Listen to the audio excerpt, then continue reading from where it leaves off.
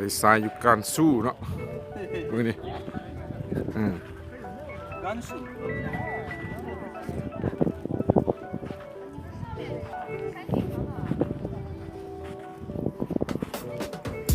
โคตรฮ้อนเลยเนาะฮ้อนโคตรฮ้อนเลยโซ่ชูฮอตโอ้พูดนี่นะจะได้ขี่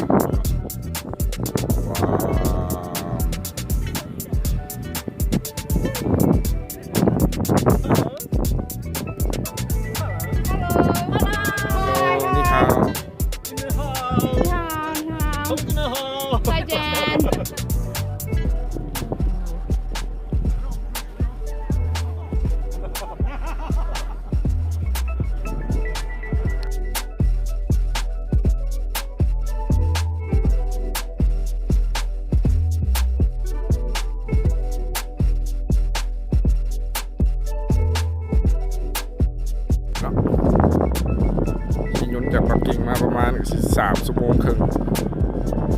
แต่บอกจะเศร้าเลย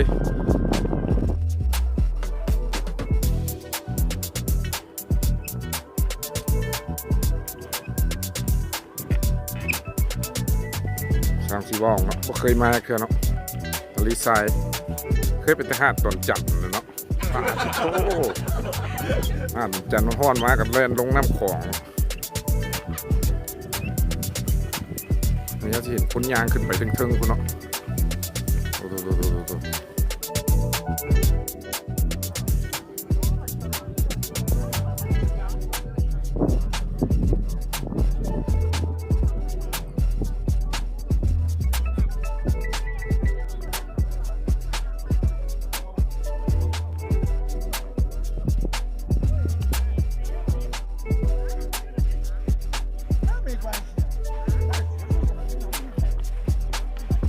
เนี่ยเขาอยู่ตรงน้ำเนาะดีไซน์มีน้ำอย่างนี้มันก็เห็นดาวโปรจักโอ้อากาศร้อนหลายเนาะ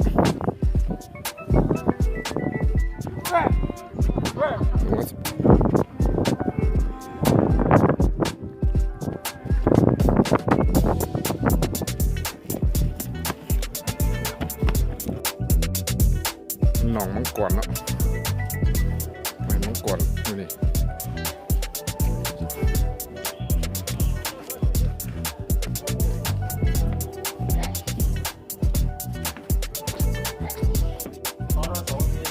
ฮ้อนหลายแล้วตอนนี้กำลัง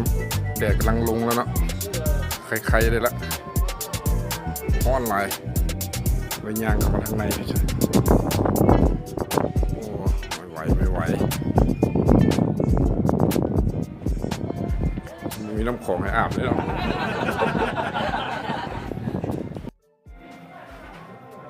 ขึ้นมาศาลาเนาะศาลาตัวนั้นเนาะ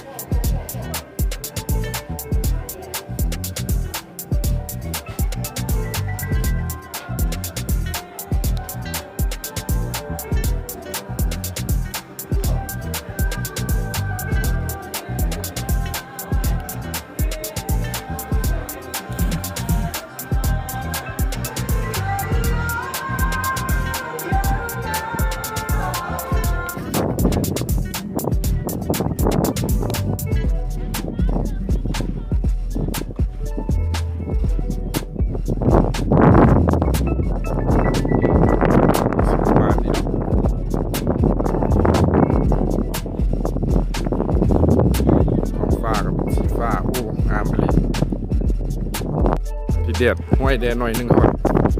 ตัดสินใจย่างมาเนาะมือกล้องอะไรเมื่อยกับเมื่อยว่าแต่ทะเลทรายเลยลงไปหาดจับเลย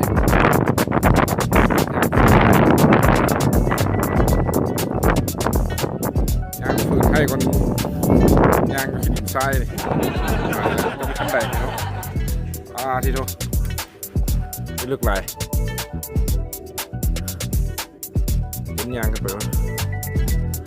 โอ้เบิ่งละเมื่อยสุดไปนี่แล้วเนาะขึ้นไปละ ตอนนี้เมื่อยแล้วเขาก็เริ่มนั่งแล้วเนาะเอามุมนี้มาให้เบิ่ง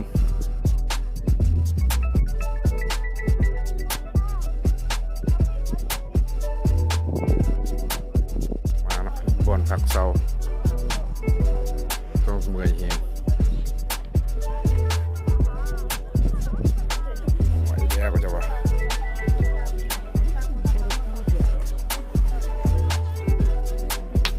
อูดเนาะนี่เจ้าย่างขี่ตัวอูดชั่วโมงหนึ่ง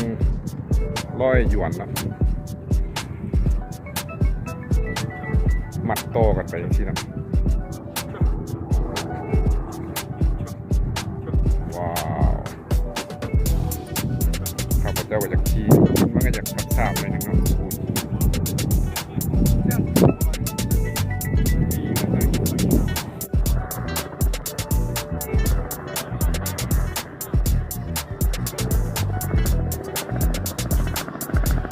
ก็มัดจองกัน5 ตัวเนาะ